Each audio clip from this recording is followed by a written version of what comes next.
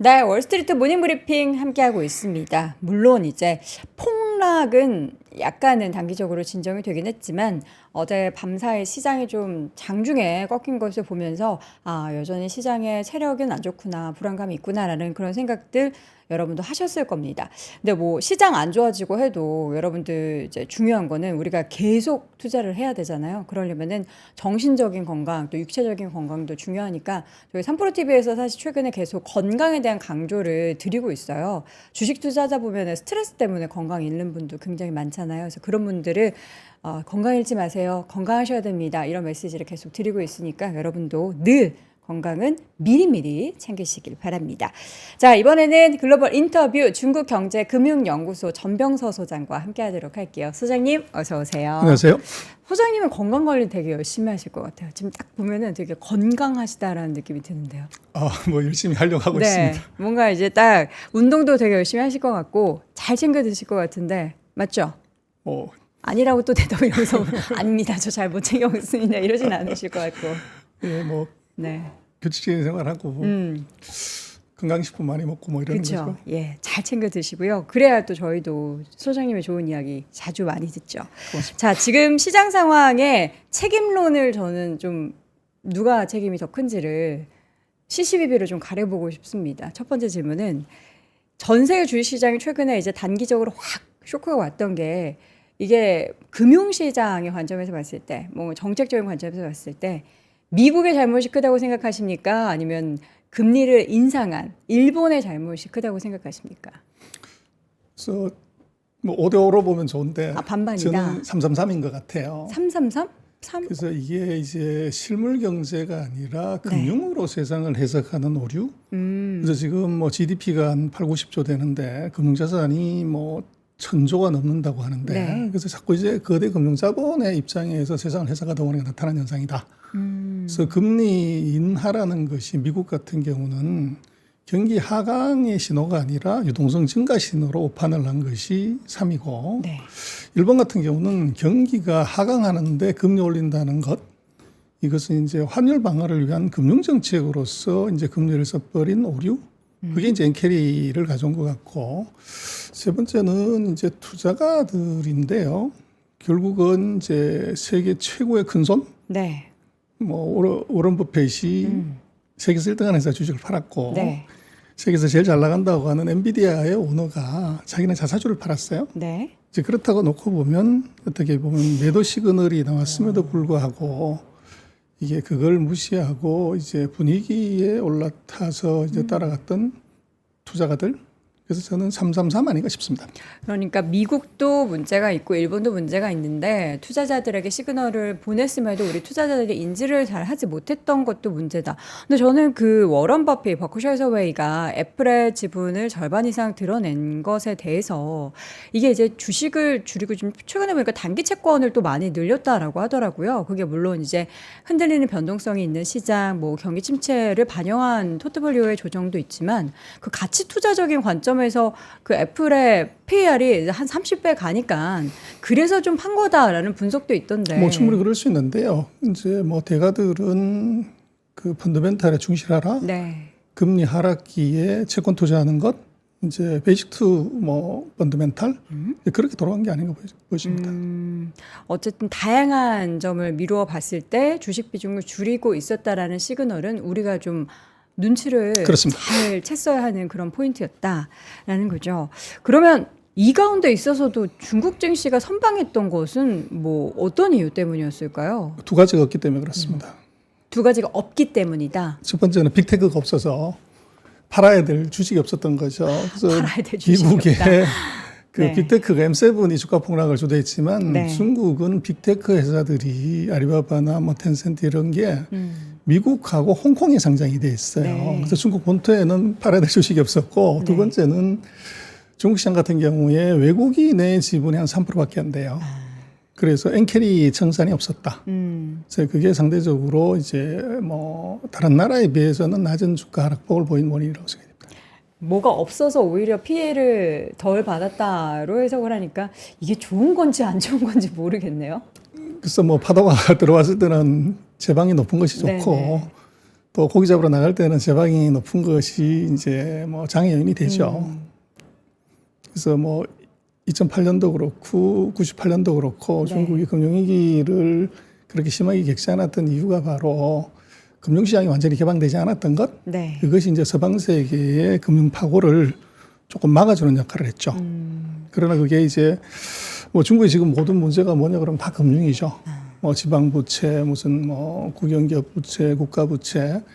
그래서 금융이 약한 나라. 그래서 제방으로서만 막고 있기 때문에 그것이 어떤 때는 뭐 플러스이기도 하지만 근본적으로 이게 이제 금융이 약한 나라는 후진국이다. 그러면 이제 지금 시점에서 뭐 어떻게 될지는 향후의 방향에 대해서는 섣불리 우리가 예측을 할 수는 없겠지만 만약에 당분간 미국 시장의 뭐 변동성이나 이런 좀 조정 국면이 지속이 되면 반대로 중국 입장에서는 좀 견조한 뭐 더 나아가서는 상승을 좀 생각을 해도 되는 걸까요? 그래서 뭐 그럴 수가 있기도 한데요. 네. 이제 시장이 중국하고는 이제 세계 시장하고 연동보다는 중국 내부적 요인이 더 큰 것 같아요. 그래서 중국의 경기가 리커버 하냐 안 하냐에 따라서 이제 돈들이 뭐 캐리 청산을 했던 뭘 했던 간에 들어갈 수 있는 가능성은 있죠. 네. 그래서 그러나 이제 시그널이 이게 뭔가 나와줘야 되는데 아직 그 상반기에 예상보다 부진한 지표가 아마 하반기에 찬바람 불 때 어떻게 나오냐가 중요한 것 같아요. 그래서 만약에 그것이 이제 회복의 기미가 보인다 그러면 말씀하신 그런 시그널이 나올 수도 있을 것 같아요. 네. 그 지금 보니까 중국 같은 경우에는 지금 계속 반도체 자립하면서 어쨌든 관련 산업을 엄청나게 빠르게 키우고는 있잖아요. 뭐 관련 기업이 상장이 뭐 홍콩이 돼 있다라고는 하지만 그래서 특이한 것은 뭐 이번 주가 하락의 단초가 된 게 반도체 회사들이고 또 뭐 세상의 희망이 또 AI고 반도체라고 그랬는데 중국은 좀 아이러니하게 전 세계 반도체 주가 다 폭락하는데 중국 주가는 뭐 오히려 약간 오르거나 빠지질 않았어요. 그래서 이제 그게 이제 왜 그러냐 그러면 첫 번째는 중국 반도체는 아까 뭐 주가 얘기한 것 비슷하지만 첨단이 아니에요. 예를 들면 이제 7나노 이하라든지 또는 18나노 이하의 첨단이 아닌 레거시 제품이 대부분이었기 때문에 이번 그 AI나 빅테크 충격이 별로 없었고 두 번째는 미국 정부가 520억 불 가까운 보조금을 줘서 이제 반도체를 지원하는데 중국이 최근에 보면 거기에 버금가는 한 64조 원 정도 되는 보조금을 반도체에 이제 주려고 해요. 네. 그러다 보니까 이 기업들의 반도체 보조금 수혜가 굉장히 큰 거죠. 그래서 이게 이제 뭐 재미난 것은 최근에 보면은 중국이 뭐 상반기에 보면 그 지금 잠깐 그림만 보시면요. 네. 메모리 쪽에 설비 투자를 작년 대비해서 90% 가까이 늘었어요. 그러다 보니까 90%? 그렇습니다. 그래서 장비 재료 소재 업체들이 굉장히 큰 이제 소외를 보는 그런 현상이 나타났고 그래서 우리나라 같은 경우도 대중 메모리 반도체 수치를 보시면 작년은 다 마이너스인데 오른쪽에 보시면 다 빨갛게 나오죠. 네. 그리고 5월 달에 69%, 6월에도 44% 엄청난 증가를 해요. 그래서 이제 중국의 그 반도체 수요가 이 살아나고 있는 것 그러다 보니까 내수도 괜찮고요. 뭐 최근에 이제 문제가 되긴 했지만 ASML이 그 중국에 파는 이제 장비 이것의 비중이 2, 4분기에 49% 됐습니다. 그리고 TSMC 같은 경우도 미국이 제재를 한다고 하는데 중국 판매 비중이 9%에서 19% 전체 매출액 중에서 네. 이렇게 올라갔어요. 그래서 이제 중국의 수요가 살아있다. 이제 이렇게 볼 수가 있을 것 같고 그래서 뭐 중국 같은 경우를 보면은 지금 한 44개 정도 반도체 팹이 있는데 그 중에 22개가 지금 짓고 있는 거예요. 네. 그러다 보니까 이제 상장되어 있는 장비, 재료, 소재 업체들이 실적이 굉장히 좋아지는 그런 특성 때문에 이제 세계적인 반도체 주가 폭락에도 상대적으로 이제 견조한 모습을 보이는 것 같습니다. 자, 사실 중국 쪽이 견조하게 잘 버틴 부분도 궁금했지만 최근에 이제 시장의 폭락을 우리 소장님께서도 이제 오랜 시간을 전 세계 금융시장을 쭉 바라보셨잖아요. 정말 이례적인 이제 뭐 미국 시장 같은 경우에는 뭐 한 3% 내외지만 국내도 그렇고 일본도 그렇고 뭐 대만도 그렇고 엄청난 지수의 폭락이 나왔을 때 그런 하락을 보시면서 어떤 좀 생각을 하셨는지가 궁금합니다. 뭐 제게 콩나무는 하늘까지 자라지만 월가의 나무는 하늘까지 자라지 않는다. 그게 무슨 뜻이에요? 그래서 이게 이제 엔비디아가요 그로스 마진이 75%예요. 그래서 뭐 세상에 지금 이런 이제 기업이 없었고 그렇죠. 지금까지. 그리고 이제 지금 차트 한번 보시겠습니다만은 이게 미국의 통화 증가를 보면 네. 전문학적인 통화 증가가 코로나 때 이제 튀어나왔고 그렇죠. 이런 것은 최근 60년 동안 보지 못했던 이제 통화 증가율이에요. 그래서 뭐 그런 말이죠. 돼지가 날아다니는 경우가 생기는데 돼지가 언제 날아다니냐면 태풍이 불 때. 그래서 이번 최근 3년간에 이제 전 세계적인 어떻게 보면 주가, 부동산, 뭐 채권, 가상화폐 이제 급등은 바로 이런 엄청난 60년 만에 이제 퍼부은 그 돈의 힘 이제 요거라고 사실은 봐야 되겠고 네. 그래서 뭐 이게 시스템 트레이딩이 지금 전체 한 80%가 넘어가요. 미국도 그렇고 그랬을 때는 한번 추세가 바뀌면은 그게 다시 반전되는 시간 걸립니다. 그래서 지금 같은 경우는 조금 이제 그 긴 트렌드를 한번 봐야 될 것 같고 네. 대신 이제 보면은 증시에서는요 그 영원한 성장산업도 사양산업도 없습니다. 그래서 지금 차트 한번 잠깐 보시면 그가 1970년부터 시작을 해서 전 세계에서 주가가 폭등하거나 가격이 폭등했던 이제 버블을 보면은 AI가 최근에 난리는 쳤지만 아직 과거의 버블에 비해서는 아직 얼리 스테이지입니다. 그리고 미국도 주가가 무지 올라갔다고 그러는데 우리는 이제 사학개미들이 가서 크게 도와준 거 아니냐. 그래서 뭐 테슬라가 그 오너가 이제 뭐 자기 개인 SNS도 뭘 올렸다고 하는 이제 얘기도 우스갯소리가 있었지만 보시면 미국에서 주가 올린 건요 자사주입니다. 기업들이 자사주를 산 것이 이게 대부분이고 오히려 이제 연기금들 같은 경우는 주식 포지션 줄였어요. 그래서 이게 이제 다른 점입니다. 그럼 기업은 왜 그렇게 그 자사주를 사냐? 자사주 매입하면 이제 국내에서는 항상 미국 기업의 부러움 포인트 중 그렇습니다. 하나 주주환원을 위해서. 그래서 이제 그게 자사주를 산다는 것은 자기 회사에 대한 자신이 있는 거죠. 그렇죠. 그래서 우리는 뭐 기업들이 뭐 내일이 어떨까 걱정하지만 미국은 이제 오늘보다 내일이 더 밝다 이렇게 생각을 하는 거고. 네. 그래서 지금 조금 우리가 생각해 보는 것은 이번에 반도체가 아주 뭐 시장의 권투수였다가 공공의 적이 됐어요. 그러나 이제 잠깐 보시면 차트 한번 보여주시면요. 지금 세계 시장을 보면 중국이 30%, 미국이 28%, 아시아가 25%입니다. 그래서 아시아가 55고 미국은 28%밖에 안 돼요. 근데 보시면은 경기 피크가 어떻게 되냐를 보면 미국 같은 경우는 이제 45% 과거의 고점이었던 41을 44를 넘어섰어요. 근데 이제 아시아나 세계를 보면 아직 뭐 고점은 많이 남았고 그래서 과거의 역대 피크하고 같이 보면은요. 과거 2018년, 22년 뭐 이때 보면 25%, 30%, 뭐 2010년 같은 경우는 60% 가까이 이제 갔을 때 피크아웃인데 지금 한 20% 선이에요. 그래서 1998년 이후에 그 한 6번의 경기 피크를 보면은 통상 이제 이 상승 국면들이 이제 뭐 대략 한 26, 7개월 정도 되는데 지금 현재는 한 13개월밖에 안 돼요. 그래서 아직 반도체가 끝났다. 미국 같은 경우는 이제 말씀드린 이제 갑작스런 데이터 뭐 센터 수요 같은 거 갖고서 이제 피크를 쳤다고 하지만 28%를 제외한 70% 시장은 아직도 스틸 이제 더 위로 가야 되는 상황입니다. 그래서 반도체를 너무 미워할 사항은 아니다. 그래서 조금 이제 반도체 가격 폭락에 대해서 우리가 미국만 보는 것은 오히려 실수할 수가 있다. 그래서 한국도 뭐 이제 주가들이 많이 조정을 받았지만 한국 같은 경우는 오히려 이제 미국보다는 중국 쪽의 수출이 훨씬 더 많습니다. 우리가 전체 수출 홍콩까지 포함하면 반도체 수출 한 62%가 중국으로 가요. 네.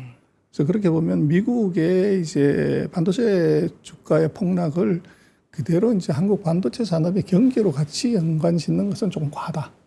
그렇게 볼 수 있을 것 같아요. 이 수출 관련한 지금 수출 데이터가 지금 바로 나와서 여쭤보는데 이제 최근에 이제 중국의 수출 그리고 수입 관련한 데이터를 보면은 수입이 좀 늘었어요. 수출은 주춤하고 이게 반대로 된 게 아닌가 싶기도 한데. 그래서 이게 굉장히 중요한 네. 포인트인데요. 그래서 오늘 한국의 많은 언론에서는 중국이 수출마저도 꺾였다 이렇게 얘기를 하는데 제가 보기엔 좀 과하고 지금 8.6에서 7.0으로 1.6% 성장률이 둔화된 것이지 7% 마이너스가 아니에요. 네네. 그래서 요거는 이제 2024년 3월 달에 이제 마이너스 7.7에서 이제 위로 플러스로 올라온 이제 이런 걸로 봐야 되고 문제는 이제 수입인데 중국 같은 경우는 뭐 수출이 상대적으로 좋습니다. 근데 수입이 마이너스 2.3에서 7.2로 늘었어요. 그래서 이게 굉장히 중요한데 중국은 지금 GDP에서 수출이 차지하는 비중이 한 19%밖에 안 됩니다. 네. 80%가 내수예요. 그래서 중국 경제가 왜 문제냐고 그랬을 때 내수가 좋지 않아서 아마 지난 시간에 제가 말씀을 드렸지만 중국의 6월달 그 소비 판매 증가율이 한 2%밖에 안 되고 상품은 1.5%밖에 안 돼요. 네. 그래서 그게 문제였다고 말씀을 드렸는데 지금 이게 7월에 수입이 한 7% 늘었다고 하는 것은 내수에서 뭔가 조금 변화가 있다. 이제 그런 시그널로 해석을 할 수가 있을 것 같아요. 지금 그럼 중국 상황을 우리가 이제 앞으로를 보려면 중국에서는 참 다양한 회의들을 쭉 개최를 하는데 이거 보니까 항상 딱 요맘때 이곳이 저는 중국의 대표적인 휴양지라고 하는데 가본 적은 없습니다만 베이다이허라고 혹시 네. 가보셨나요? 그 진앙도에 있는데요. 저는 가보지는 않았는데 그 경계가 너무 심해서 아, 그래요? 일반인들 가기 쉽게 어려운데요. 항상 이제 여름 휴가철에 중국의 지도부들이 거기서 네. 이제 휴양을 하면서 중요한 회의를 합니다. 세미나를 하는군요. 그렇죠. 이제 세미나라기보다는 중국의 각 계파들의 정치적 이해관계를 이제 뭐 우리 같은 명수회담 하듯이 그렇게 조율을 하는 장이에요. 쉬면서? 그렇죠. 근데 제가 볼 때는 지금 차트 한번 보여주시면 네. 이 과거에는 베이다이허 회의가 이제 각 계파들의 예를 들면 이제 상해방 공청당 태자당 뭐 이 끼리에 이제 자리 갈라먹기 또는 이제 뭐 이 갈라먹기의 회의였기 때문에 의미가 있었는데 보시면 19기 20기를 넘어서 지금 빨간색으로 색칠을 해놓은 것이 바로 시진핑의 사람 시자진입니다. 이게 100%예요. 그래서 지금은 시진핑 이후에는 이제 시자진들이 권력을 독식했기 때문에 상해방이나 공청단하고 같이 이익을 쉐어링하거나 뭐 이제 이해관계 조정을 해야 될 단계는 끝났어요. 그래서 아마 삼중전이 최근에 끝났고 또 정치국 회의가 7월 말에 있었기 때문에 뭐 특별한 이제 이슈가 나오기 어려울 것 같아요. 그래서 오히려 아마 이번 그 베이다이허에서는 그 진짜 휴가 가는 회의 이제 그런 정도가 되지 않을까 싶습니다. 그래서 아마 큰 기대는 뭔가 큰 변화가 있을 거다 이렇게 보는 것은 뭐 너무 이르지 않나 싶습니다. 지금 보면 말씀하셨던 이 회의에서도 뭔가 드라마틱한 내용들에 대해서 기대하기는 어렵다. 그러니까 지금 중국 상황이 점점 나아지고 있기 때문에 뭔가 강경한 대책을 강구하지 않는다라는 걸로 보입니다. 앞서서 이제 뭐 수입이 늘어나는 것도 그렇고요. 중국 경기가 지금 빠르게 좀 회복이 되고 있다라고 해석을 해도 될까요? 빠르게 회복보다는 제 2, 4분기의 그 성장률이 예상보다 낮게 나온 것이 중국한테 쇼크였고 거기서 아까 말씀을 드린 것처럼 내수가 80% 되는 그 상황에서 네. 이게 소비가 상품 소비가 1%대로 떨어졌다는 것이 이게 이제 중국 정부 뭐 이쪽에 굉장히 리스크로 온 것 같아요. 그래서 아마 하반기에 뭐 굉장히 많은 소비 진작 정책을 낼 것 같은데 최근에 보면 중국의 이제 교육주 그다음에 음식료, 관광 뭐 세계적인 대폭락에도 주가가 좋아요. 그래서 그게 뭐냐면 중국이 이제 내수 경기 활성화를 위해서 서비스 산업 활성화를 한다고 이제 정책을 내놨고 거기에 예를 들면 가외는 못하게 돼 있어요. 과외요? 중국이 이제 2021년에 가외 금지 조치 우리 1980년에 했던 것처럼 그래서 뭐 신동방이니 이런 회사들이 다 주가 폭락을 했는데 최근에 이제 성인 교육, 직업 교육 이런 회사들은 주가가 거의 폭등을 하는 상황이 나타나고 또 음식료니 뭐 이런 것들도 이제 주가가 이로 슬쩍 올라가는 그림이 나와요. 그래서 그것들은 바로 중국 정부가 소비 위기에 대한 아마 경각심이 정책으로 바로 이어지면서 이제 그 수혜에 대한 기대감이 있는 것 같아요. 그래서 뭐 중국 같은 경우는 뭐 지금 전체 GDP 수치보다는 소비 지표가 이게 어느 정도로 회복이 되는지 그게 진정한 경기 회복의 속도고 중국 전체 경기를 판단하는데 굉장히 중요한 지표가 될 것 같아요. 네. 알겠습니다. 지금 계속 이제 중국의 경기 회복, 중국 경기를 보면서 이거 이제 대선을 전후로 해서 과연 중국의 지금 이제 지지부진한 흐름이 혹여 이제 브레이크가 걸릴까라는 우려가 좀 생기고 있는 상황인 것 같습니다. 이제 보면은 중국 정부에서는 과연 누가 되길 바랄까? 뭐 항상 얘기하는 게 대마쪽 보면은 트럼프 되면 좋을 것 같고 또 트럼프는 근데 또 반대로 중국에 대한 관세를 엄청나게 때리게 되면 또 너무나 힘들어질 것 같고 한데 이거 뭐 해리스 부통령이 그럼 되는 게 훨씬 더 중국 입장에서는 좋은 건가요? 그래서 그렇게 많이 이제 보시는데요. 네. 제가 볼 때는 중국은 트럼프를 훨씬 선호한다. 그래요? 그래서 차트 잠깐 보시면 네. 8월 4일 기준으로 트럼프를 해리스가 이겼어요. 지지율로. 네. 그리고 스윙 스테이트 7개 중에서 5군데에서 해리스가 이겼어요. 네. 그래서 대선이 이렇게 갔고, 그리고 지금 이제 배팅하는 도박사들은 트럼프하고 해리스를 거의 동률로 가는데 최근에는 해리스한테 돈을 더 많이 걸어요. 그래서 이제 해리스의 가능성이 높은데 제가 볼 때는 중국은 해리스보다는 트럼프가 좋은 이유가 한 8가지 정도 됩니다. 8가지나 돼요? 이게 근데 한 이제 2가지 크게 정도는 보면 해리스입니까?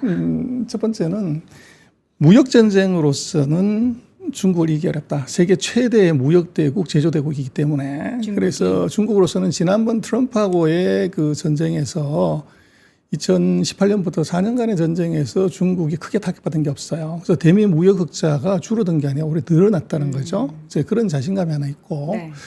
두 번째는 지금 미국이 중국에 대해서 반드시 통제하고 뭘 해야 된다고 하는 것이 이제 전기차, 배터리, 태양광, 이제 신성장 산업인데 네. 이 산업에 있어서 지금 트럼프는 뭐 취임하면 일본으로 해야 되는 게 IRA 폐지죠.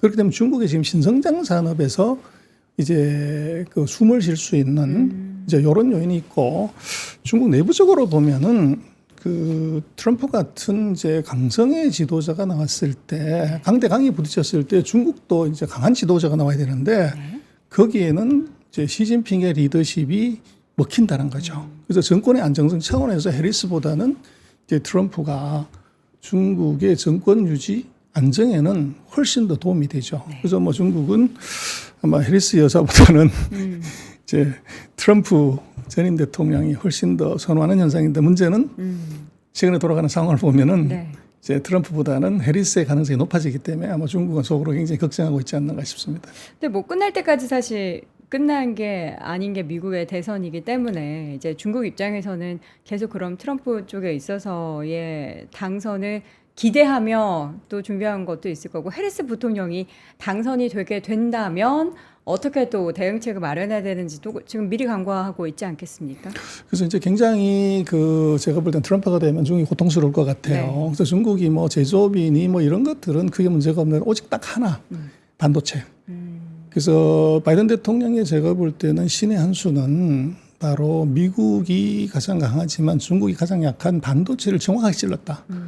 그래서 지금 세상은 뭐 AI든 뭐든 간에 반도체 없으면 아무것도 안 되는데 그 부분에 대한 강한 통제가 그대로 이어진다는 것. 그래서 미국이 반도체 통제를 하면서 중국은 최근 3년 동안은 겉으로는 건설이 좋지만 속으로는 이제 속이 타들어가는 뭐 4차 산업혁명에서 선두를 잡는 것이 아니라 칩을 못 구해서 오히려 더 이제 후진하는 현상.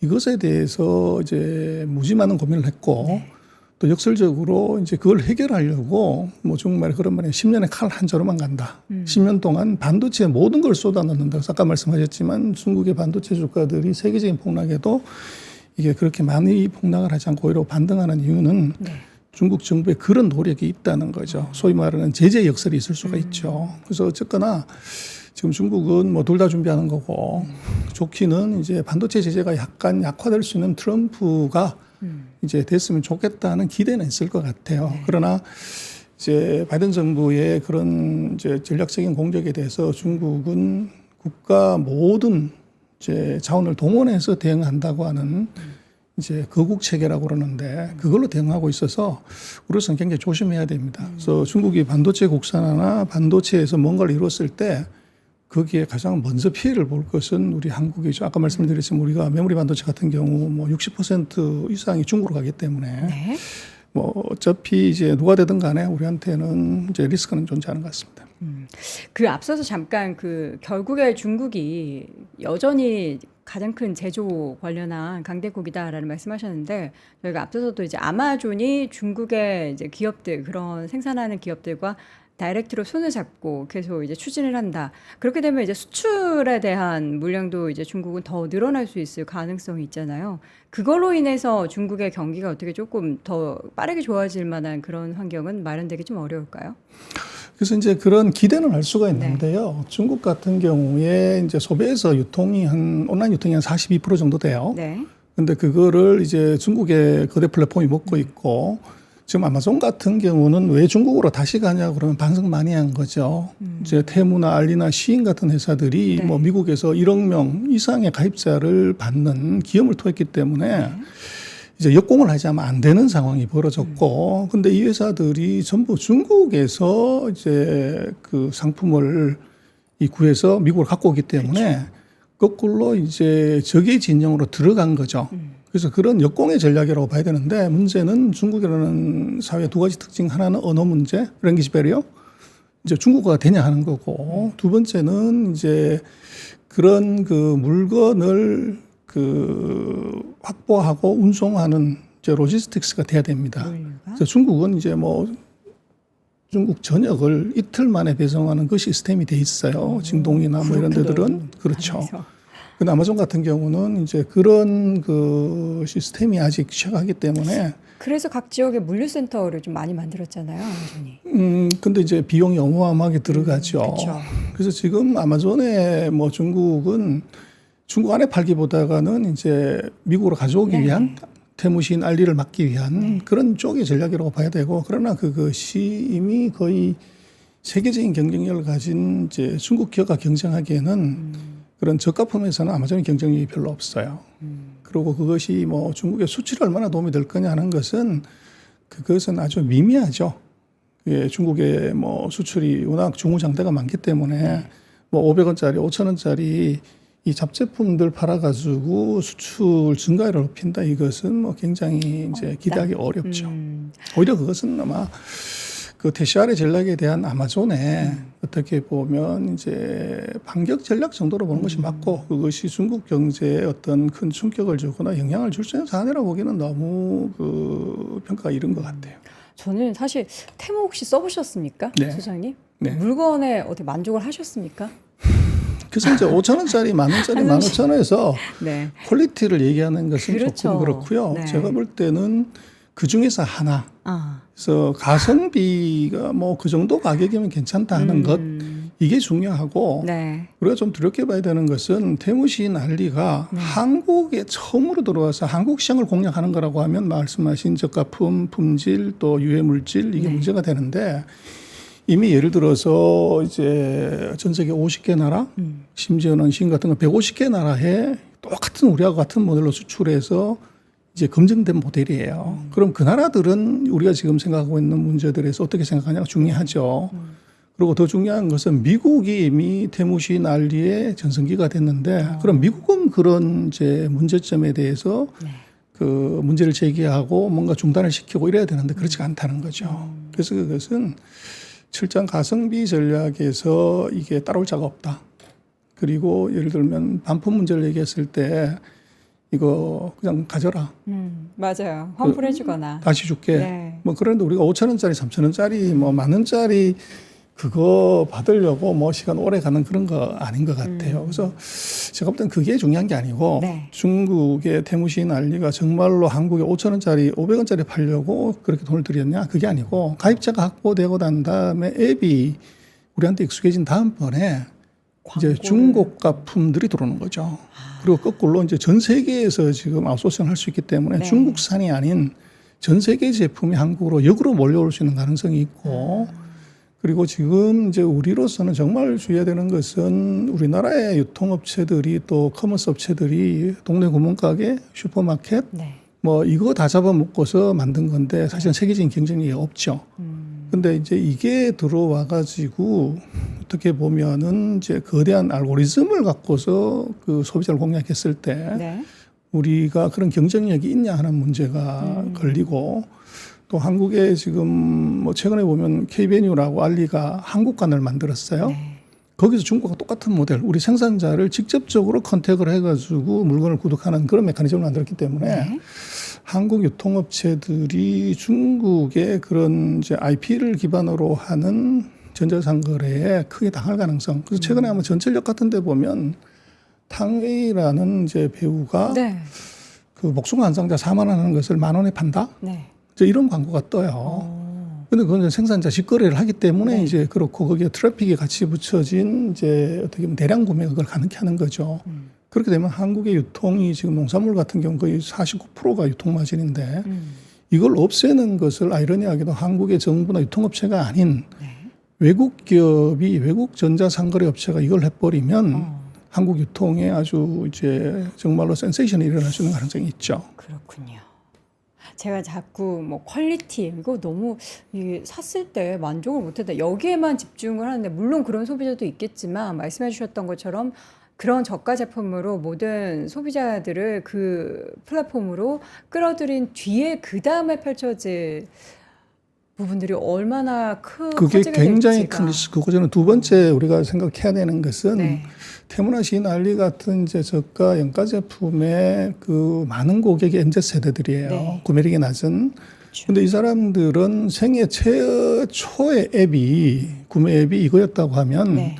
이 사람들이 이제 구매력이 생기는 이제 고객이 됐을 때 그게 익숙하는 거죠. 그래서 익숙한 것이 세상에서 제일 무섭다고 그러는데 그 앱을 그대로 이제 중고가품으로 들어가게 됐을 때 시장이 완전히 MZ 세대들은 뭐 이제 아이폰 쓰듯이 네. 그런 형태로 갈 수 있는 위험이 있고 그것은 잠재적으로 우리 시장 자체가 제품이 아니라 고객이 이제 넘어가 버리는 그런 리스크가 제가 볼 땐 더 심각한 것 같아요. 알겠습니다. 또 마지막에 그 테무 이야기를 하면서 또 다른 인사이트를 또 얻을 수 있었을 것 같습니다. 과연 이제 중국 경기도 중요하지만 이 소비 안에서 각국이 펼쳐지고 있는 다양한 정책과 그 테무의 움직임이 어떤 변화를 만들어가게 될지도 주목해 보도록 하겠습니다. 자, 오늘 글로벌 인터뷰 시간 중국경제금융연구소 전병서 소장과 함께했습니다. 소장님 고맙습니다. 박근영, 이선영, 사경인, 염승환 투자 마스터들의 세심한 케어로 건강한 투자 습관을 만드세요. 3프로 멤버십 3프로 앱에서 확인하세요.